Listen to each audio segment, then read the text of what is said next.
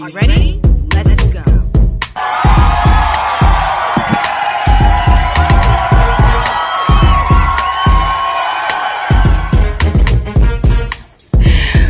Welcome. You are now tuned into another amazing edition of Sanya on Air. I am your host, Miss Sanya Hudson Payne. And how do I start off each and every single show? You've guessed it. I have another great show for you.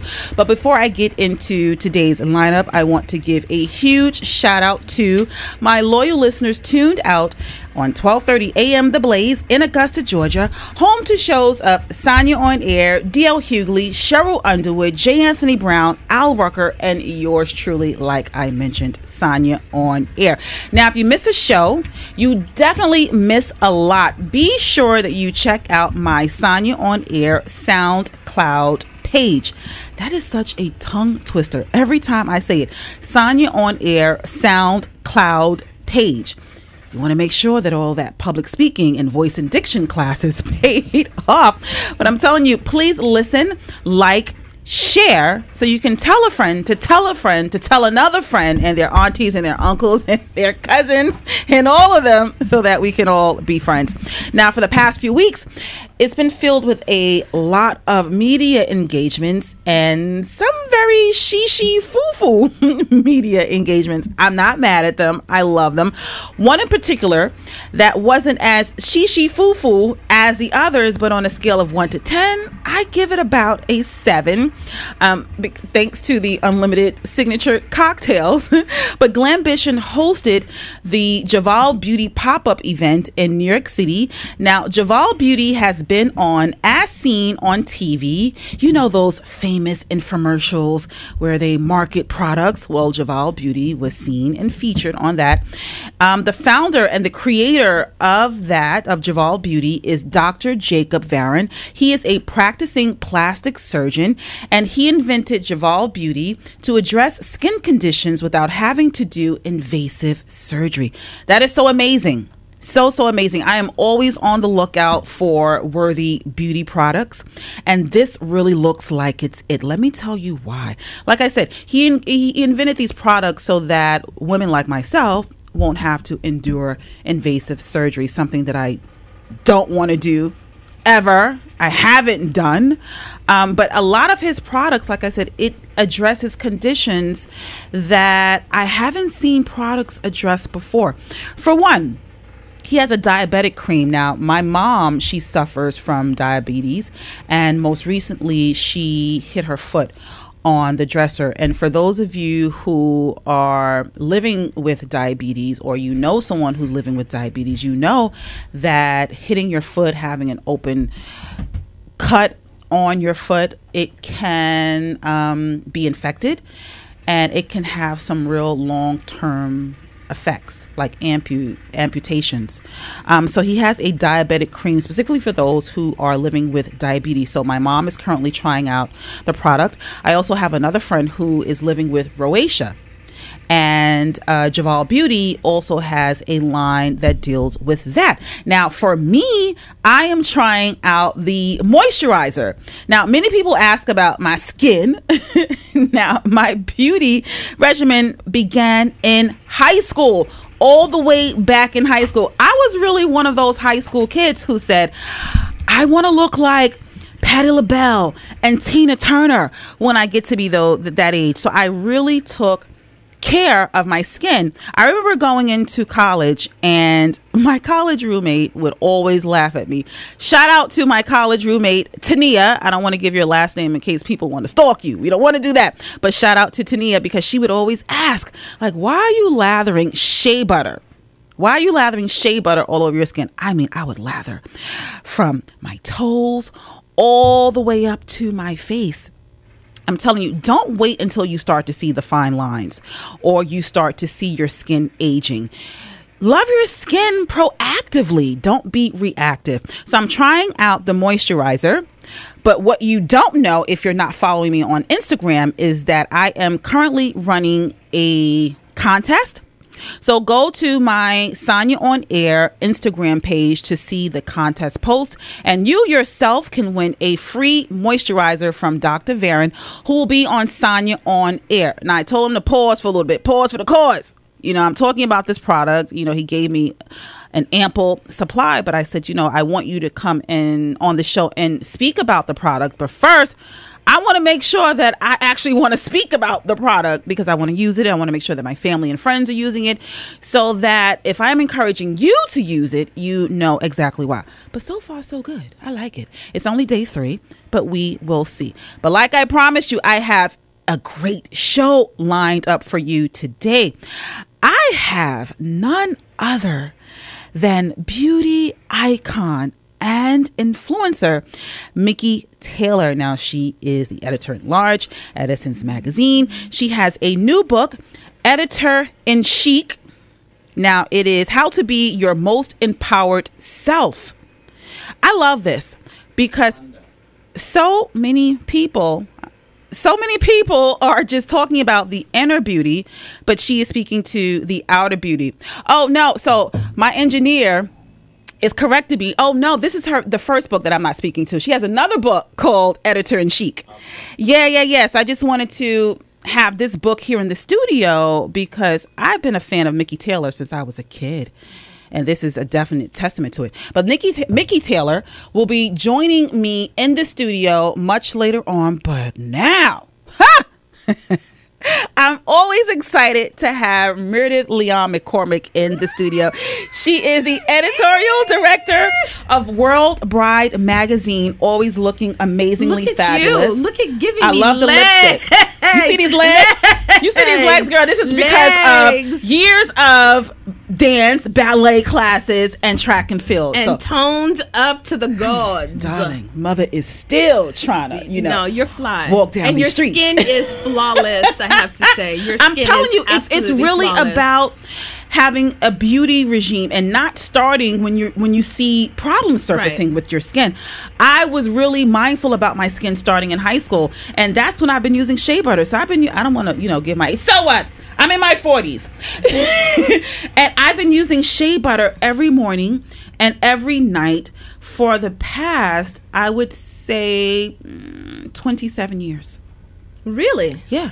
But it's such a natural ingredient. It makes sense. It's not harmful to us. I think today's generation just caught up with it. Yeah. But our grandmothers, great-grandmothers always knew about shea butter. Yes. I don't even know how I became introduced to shea butter, but I do recall early on someone telling me about the health benefits of shea butter, and that it was so much better than cocoa butter. That's what I was using initially, faithfully.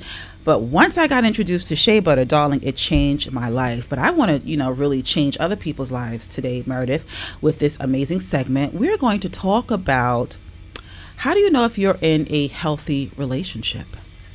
That's a whole other thing. I know. And I thought that it would be best to talk to you about it because you deal with, you've been working with World Bride magazine and marriages and relationships. And I'm sure that you've heard so many personal stories that you can probably give us some of those. A little kiki. A little kiki. Well, before we get started about that, can you turn that book over to me? Mikki Taylor is my... It's literally, she's my goddess. She's my goddess. And you're showing her first book, Commander in Chic. So it's so nice that you have her second book that's out now.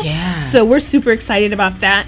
And I love the fact that we're on the segment together because for two reasons. Number one, Mikki Taylor has mentored me for years. Like you, I grew up with Mikki Taylor. Really? So being able to work with her when I was a celebrity manicurist and to be able to be under her guardianship and learn that healthy doesn't start outwardly, but it starts inwardly. Yes, it does. So while she may have been the cover editor, the beauty director, and everything else, she also taught us about self-love and excellence.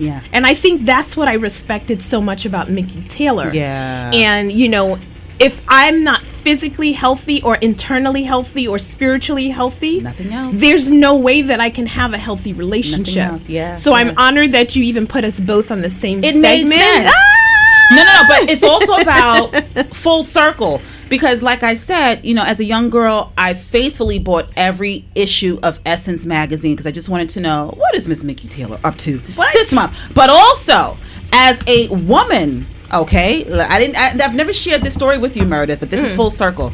I was actually able to meet Mickey Taylor when we hosted our inaugural event, Women in Media Meetup. Mm-hmm. Yeah. Mm-hmm. So now to have her back on the show, I'm telling you, this show gives me so much life because there are so many individuals, men and women, who have poured into my being, who have given me itness. That's a new term that I'm going to adopt from Miss Mickey Taylor.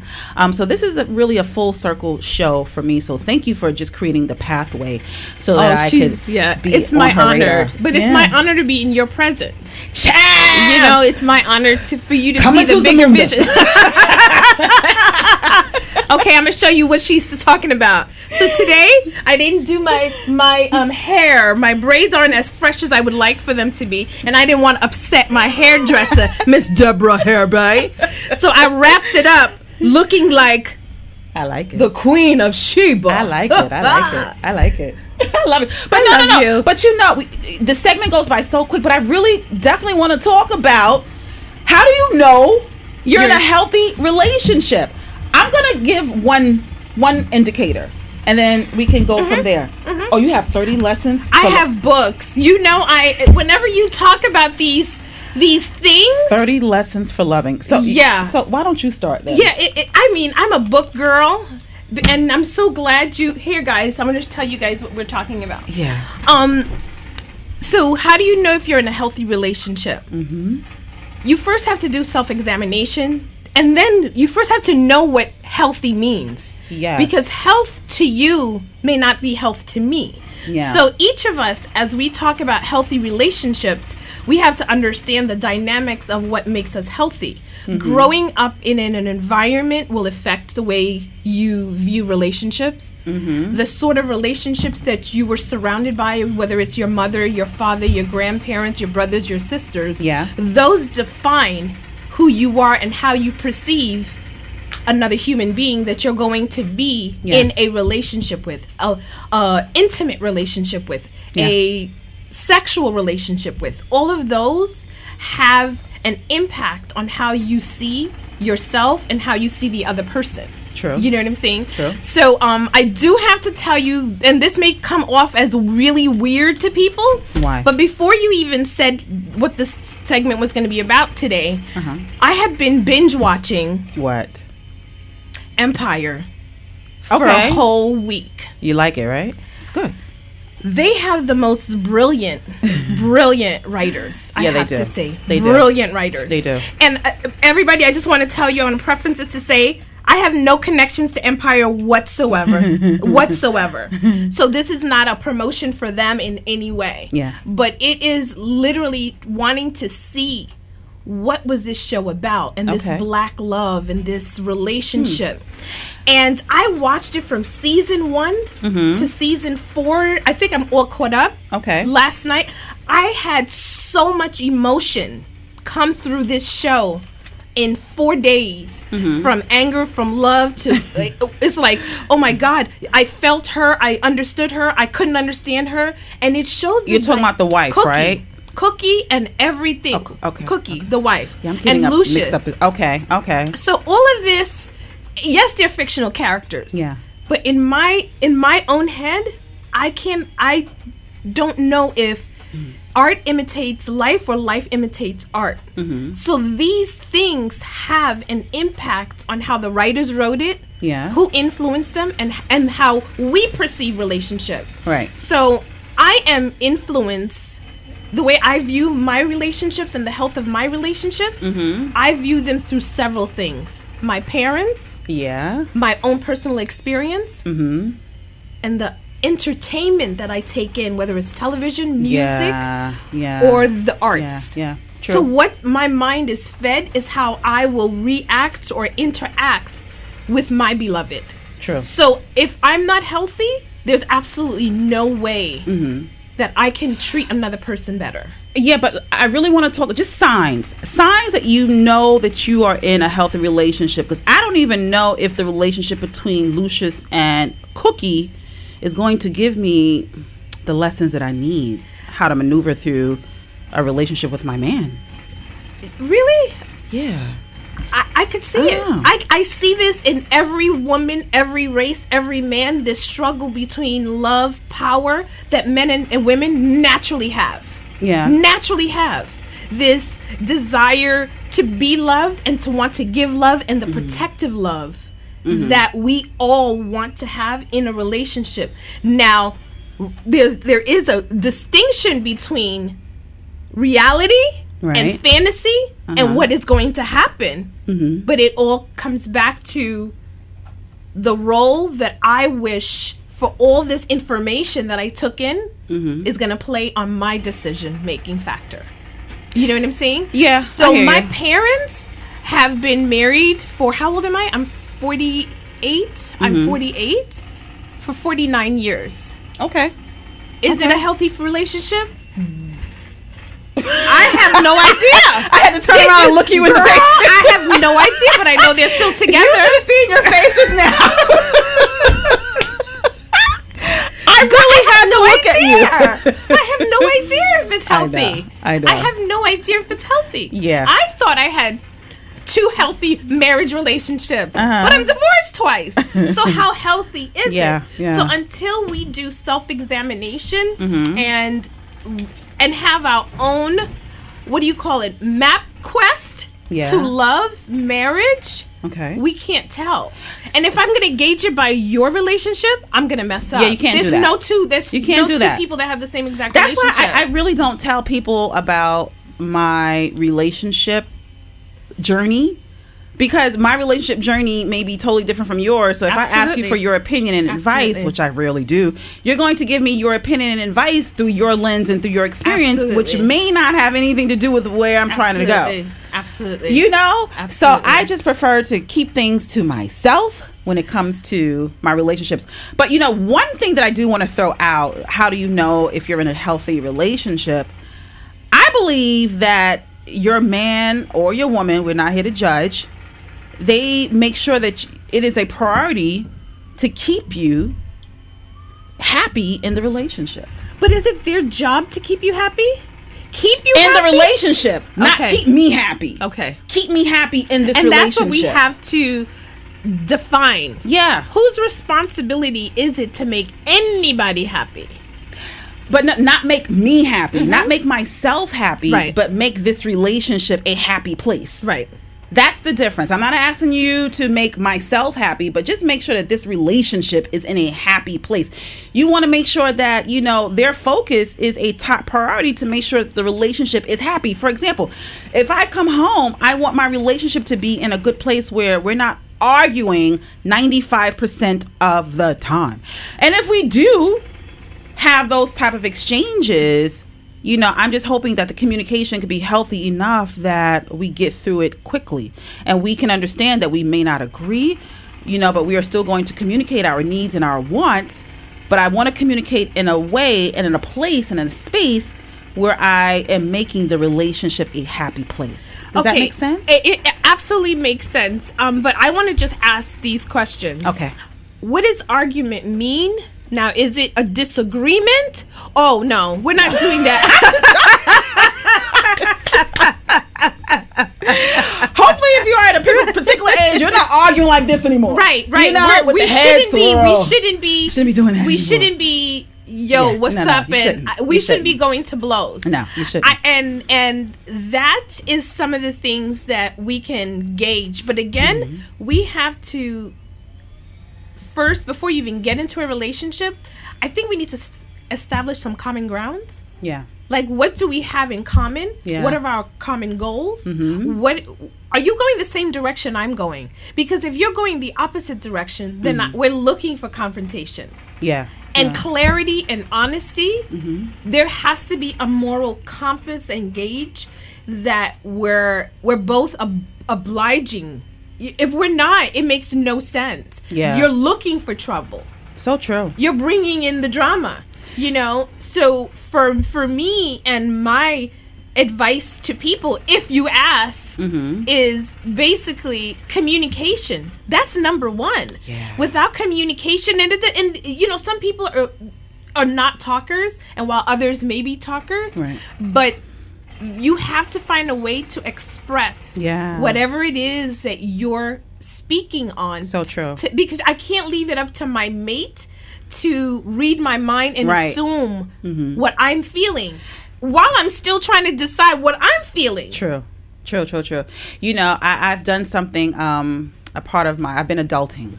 You've been what? Adulting. I love that. What is that? What is being an adult? I've been adulting. What is adulting? You're being an adult. Leaving away, you know, removing all of those childlike mannerisms and behaviors and stepping into adulthood. I've been adulting, especially when it comes to relationships. And this is something different, how I showed how I am adulting. So I'm in a relationship, and I remember when we first started dating, and I had to sit him down, and I had to be totally honest and transparent. And I had to say, I just need you to understand how my adulting will manifest itself. Based upon my past relationships, there are some things that may not be right. So when they start to surface, when they start to manifest themselves and show themselves to you, I don't need you to be scared of them. I'm going to tell you what they are so that when they do show up, you are totally aware.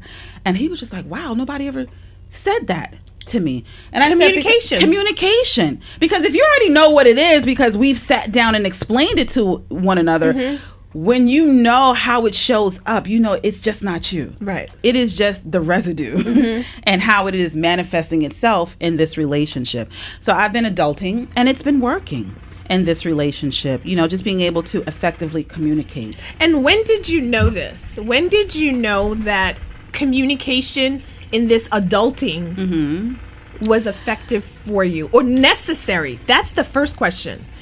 Because this is not your first relationship. No, it's not. When did I know when a relationship didn't work because of my communication? Or because you communicated too much? I communicated the wrong way. I was using the communication that I had seen and learned from my parents. Precisely. Yeah. And I thought that was the go-to method. Hi, Mommy. Hi, Daddy. Love you. I thought that was the go-to method. Right. Didn't realize that I was communicating all the wrong ways. Didn't know it until the relationship was over, and I had to really think about, you know, my contribution to the demise of the relationship. It's not just him. It's not just him. I'm a contributor to this as well, and I had to own that. And when I started to unpack my mannerisms and also acknowledge them and accept them, I was like, whoa, honey. Right. We need to write a whole new book. Write a whole new book. And it was uncomfortable for me before because I was just like, wow, I was really communicating that way. I was doing these type of things in a relationship. But like I said, once I started to unpack it, address it, acknowledge, and accept it, that was a part of the growth into my adulting. But do you realize that you were adulting before you even made that decision because you had to do some self-examination to even get to that level to decide that, you know what, that didn't work for Mommy and Daddy. Yeah. It didn't work in my last relation. I'm going to be open to trying something new. Yeah. And it works for my parents. I mean, they're still together, you know, 48 years still together. But the way that works, the dynamics that works for them in their relationship, it doesn't work for me at all. Totally different people. They're both Virgos. Okay, well, that's a whole other thing, you know. That's a whole other thing. But you know, speaking of my own parents, they've been together for, like I told you, 49 years. Yeah. And that doesn't mean they constantly fought. They constantly had disagreements. Yeah. My mother's a strong woman. Yes, my mom and too. then now learning about my mom and what she's been through as a child, as a young woman, and as a married woman, and a married woman to only my father, her only interaction with a man intimately was with my dad. Wow. So her perception of love, marriage, and relationship is through the lens of one man's eye. Wow. One man's eye. That's weird. So that That's was weird. defined the way that I interacted in my relationships and with both my ex-husbands. And you know, and because of that point alone, you know, my daughter, she's in her early 20s, and that's a message that I always give to her is explore. You know, do it responsibly, but I need you to really see the different capacities of relationships, because every man is going to bring you something different. And I want you to experience the different styles of men, so that, you know, when you decide to settle down, you really have a good perspective of how to really be in a relationship. You know, because, well, like I said, when women get together with a man, and let's say when they're 21 and they're just like, I want to get married, I'm just like, I don't know if mentally you're ready. But you know what? It's so funny that you said that. My daughter is 24 years old. Okay. She doesn't live with me.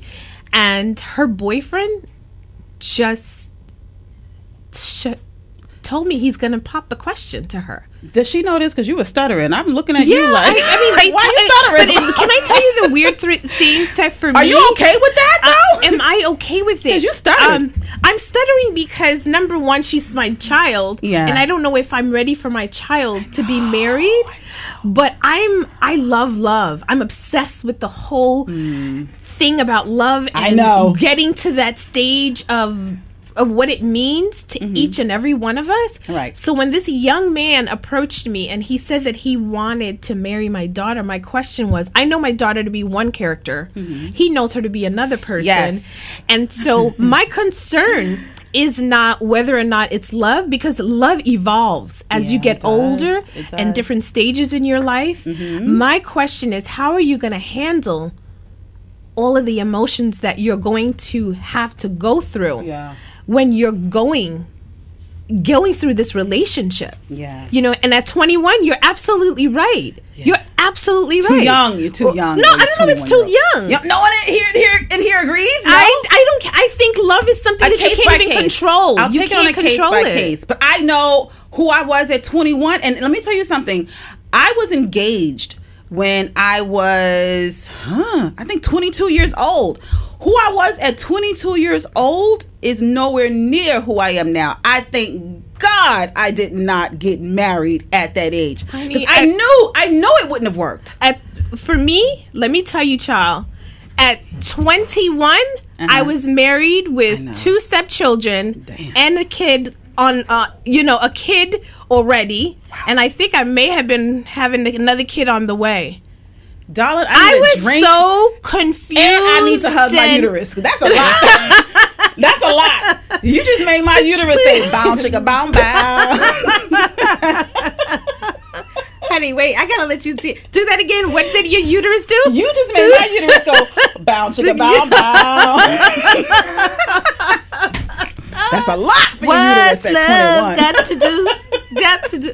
I think what it is we've been sold on this fantasy view of love and hey, you know, you're gonna come into my life, you're gonna sweep me away, you're gonna make me happy for the rest of my life, you know. But they never told us about the Cinderella story where she had to do the dishes, the babies, the arguments, his dirty drawers. He didn't pick up his laundry, and doing it when you don't want to. Ooh! Okay. Once love got to do my uterus just shifted again. I can't. So love is going to mean different things to different people. You're right. And that's why, you know, for me, World Bride magazine was so important. It's not about the wedding day itself. It's about defining relationship from different perspective, from different cultural backgrounds, different age demographics. Right. Because culturally, the way I view love is completely different than the way you're going to view love. Yeah. You know what I'm saying? Yeah. And even though both our parents are still married together, I guarantee you the way they define love and relationship is Totally completely different. I'm going to ask them. I know my mom is going to have a hilarious answer. Honey, I'm going to ask them you that should. question. My mother has been having me on the Jesus. floor of how she even got married to my dad. Oh, please. You don't, That's a book in the making. So we're going to share stories one day behind the scenes. But, one thing that I do want to share with you all tuning in, I told you I have an amazing guest lined up. I'm so sorry to end that conversation with It's not Meredith. ended. We're going to continue this conversation, but I want to bring in just absolute fabulosity and itness. I told you I love that word. None other than iconic, legendary Mickey Taylor. How are you, Mickey? Hi there, just fine, and you? Oh my gosh, I'm just having such a girl crush moment right now. I really do feel like I've known you all my life. When I was a young girl, I used to pick up every single copy of Essence magazine just to see what you were going to bless the world with. Just the amazing images of Black womanhood, just celebrating our melanin and diversity. And then I know you don't remember this, but I met you at the inaugural event of a company that I co-founded with Meredith Leon McCormick. We had the event at Bergdorf Goodman for Women in Media Meet Up. I'm not sure if you remember this. Oh, I absolutely remember it. It was a fantastic evening, and I remember it well. First of all, I love Meredith McCormick. And She's here in the studio. The most brilliant things together. Oh my gosh. Well, I just have to say, hey, Meredith. Oh, she is a wisdom keeper. Yes, she a is. Joy blesser. Oh. She's just all of that to women. She really is. Well, this is just a show just full of amazing women. I have your first book here in the studio with me, Commander in Chic, Every Woman's Guide to Managing Her Style Like a First Lady, with First Lady Michelle Obama on the cover. This actually sits on my coffee table, and I dare anyone to move it. But I want to I want to transition into talking about your new book, Editor in Chic, How to Style and Be Your Most Empowered Self. Now, let's begin about talking about the term itness. Now, how can women embrace their itness, which may look totally different from what society deems as it? It begins by knowing your value. Self-perception is the key to life. And when you understand that you are unique, unprecedented, and divine inspired, you won't lose sight of that itness. That thing that, when you think about the Creator has already validated you, created only one like you in the entire universe. That is not up for Debate. You don't need outside validation. That's not up for anyone else's opinions or thoughts or, whether you're beautiful or not. There is no question about that. That is for keeps. And so when you own that and when you walk in that, in full celebration of all that you are, and for that matter, with full assurance that you are more than how you look, any label you wear. There is nothing that can hold a candle to the truth that you already are. Yeah, that itness, please, it's evident everywhere you go. I love it. I love it. And I tell you, since I saw you using or heard you using the term itness, that has become a part of my everyday vocabulary. But there's also a word that you just mentioned. It's called celebration. And once a woman finds and accepts her itness, you also said that it's important to have a celebration circle. I'm a firm believer of this, but I just want you to talk about that a little bit more for those who are tuning in who don't even know what a celebration circle is. What is that?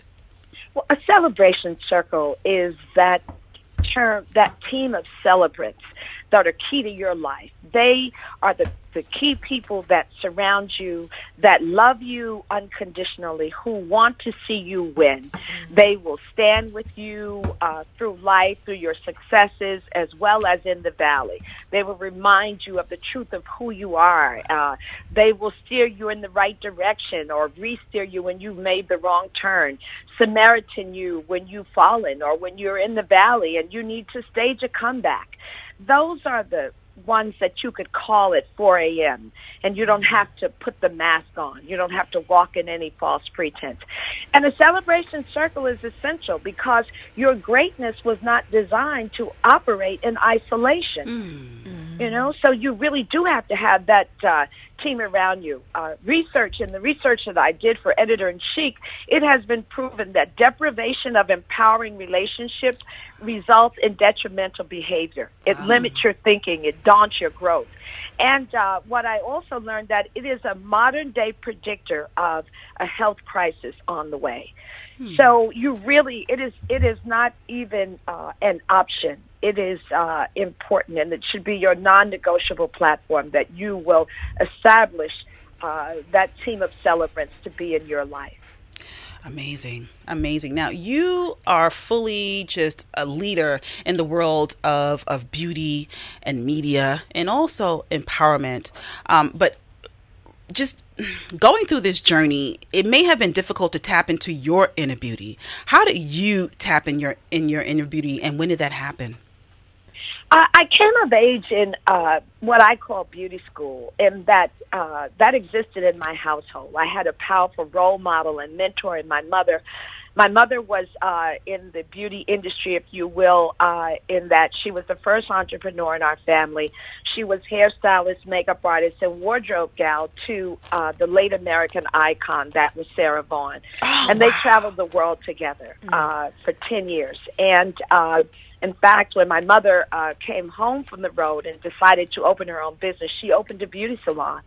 And that was where I saw the transformative power of inner beauty and knowing the truth of who you are and embracing it and walking in it. And I realized, in fact, that the many women who frequented the salon, that they weren't just coming there for a great hairstyle. They were getting fellowship, life coaching, therapy, if you will, being affirmed, which was so critical and is still critical in a society that still negates our beauty.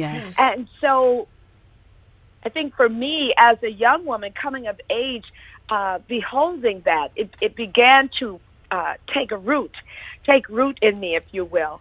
And certainly, like anyone, I didn't allow anyone to take my human card away. I certainly had my vulnerabilities.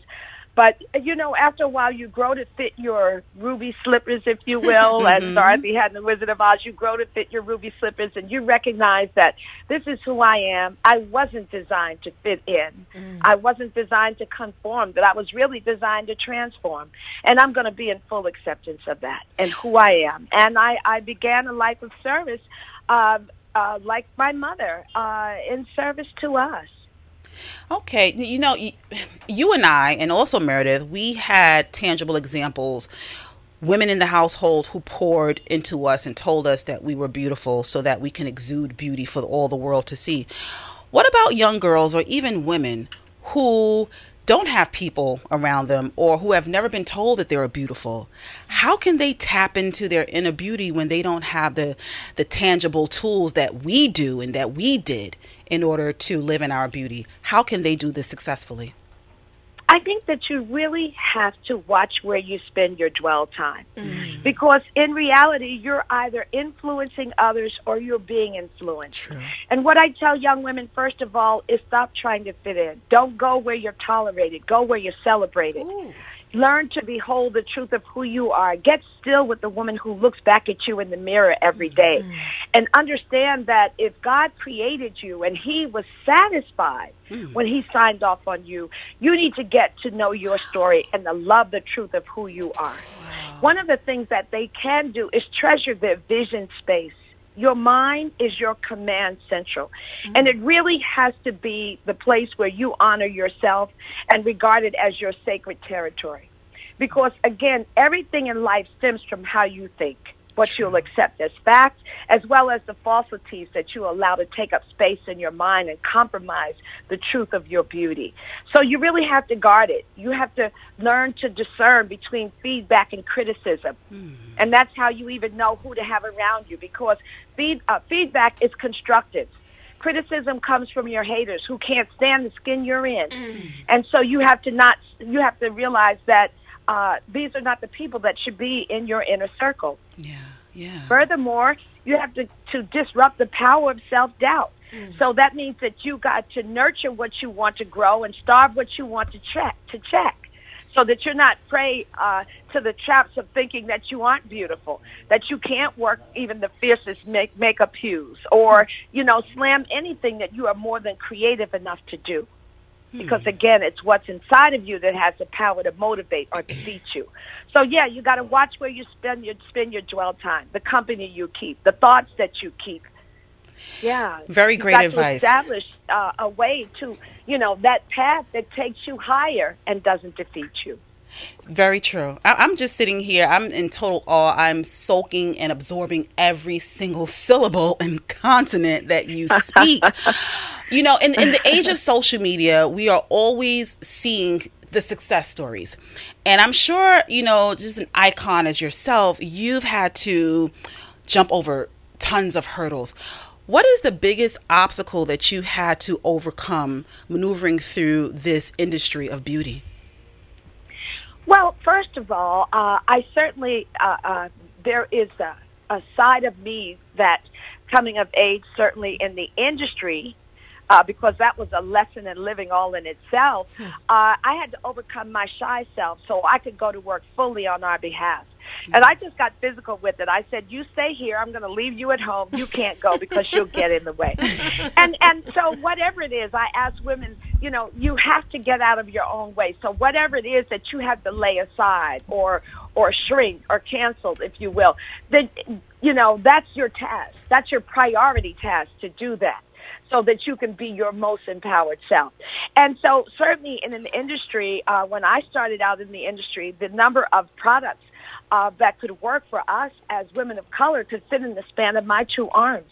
And knowing what I knew about black women and the dollars that we spend and the fact that we work 3 times as hard for our psychic income. Yeah. In fact, I don't even believe that any company can pay you for your creativity. All they can do is pay you for your manual labor. Your genius is priceless.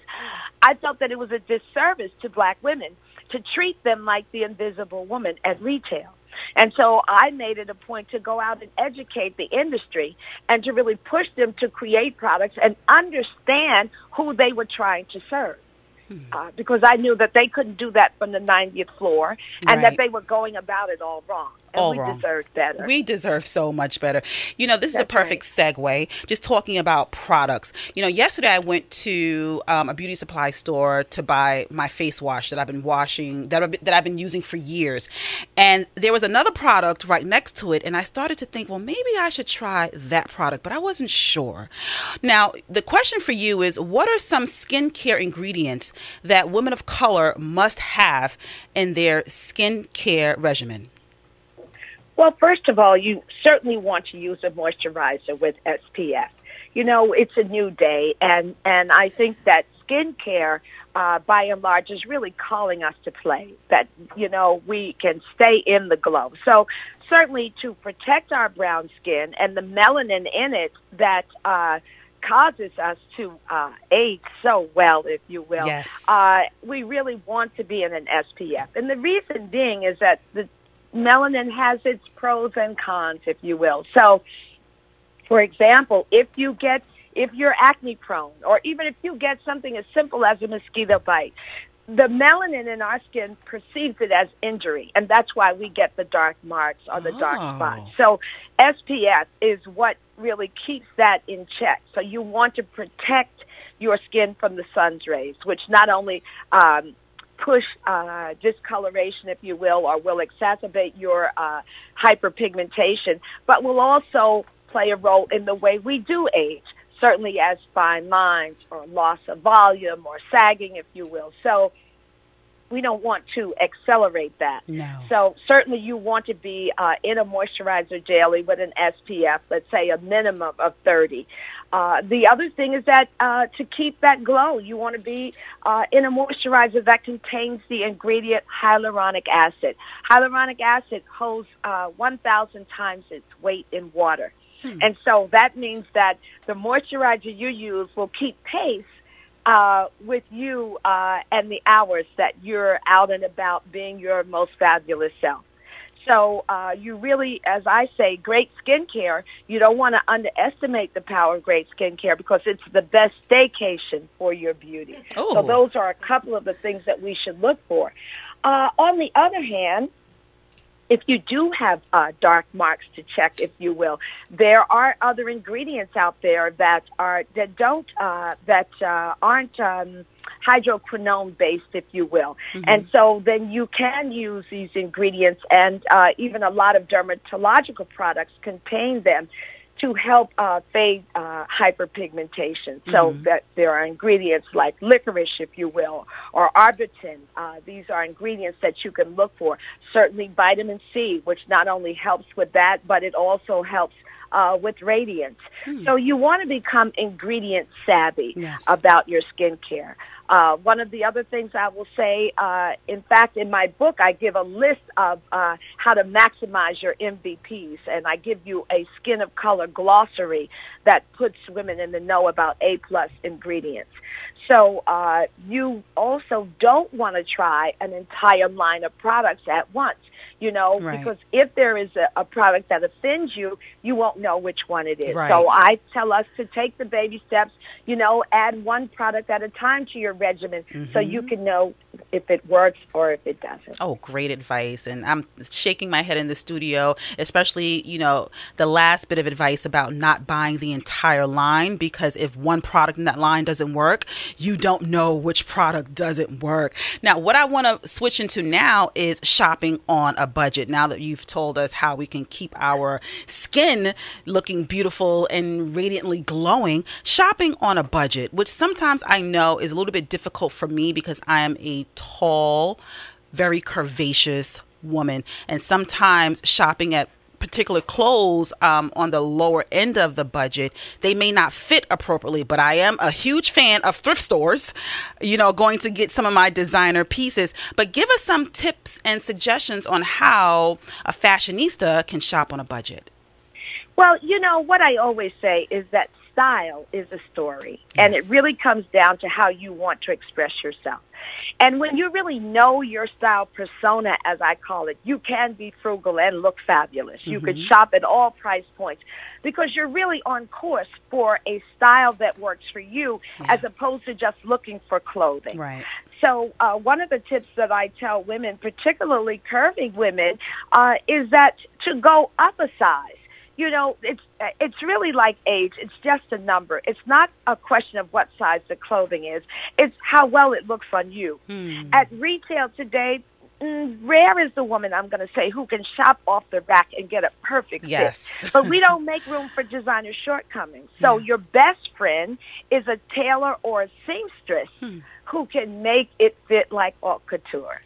So, yeah, even if you shop at a thrift shop, you know, wherever you shop, it is about distinctive pieces that look great on you and that they fit well and make you feel good in them. So, yeah, that's where a tailor or a seamstress is really your best friend. So true. I've seen clothing in the stores that I just knew would fit a little bit better if I took it to my seamstress and they just made the perfect fit on me. It's amazing. So that was excellent advice. So now that we've talked inner and outer beauty, let's talk taking inventory from your dress code, life code, and love code. What does that mean? Because these are all things that I'm referring to in your book. I'm encouraging everyone to go pick it up, just giving them, you know, some sort of teasers. But what does that mean, taking inventory from your dress code, life code, and love code? You know, the only way that we're going to lead fearless and inspired lives is to really define what works for us. So, you know, really your dress code, again, that's about establishing your style persona, whether you're a classic with a twist, whether you're a glamorous dresser or even a minimalist, and sticking to that persona, again, throughout your wardrobe, because imaging is your billboard and everything should represent you well. So that is what we talk about when we talk about defining your dress code. And it's really, again, defining a bankable wardrobe. And that's a wardrobe that you can count on again and again to work for you and keep pace with your life. When it comes down to your love code, that comes back to knowing who you are. Again, self-perception is the key to life. How well you know yourself. And when you know yourself well, you're able to teach people how to love and honor you because you're clear about it. So, again, you don't keep company with those that don't get you, that don't honor you, that you don't make provision for bad behavior in your life. So, again, defining your love code. Again, the same thing with your soulmate or who you're going to spend the rest of your life with. Are their values your values? Are you trying to make them over?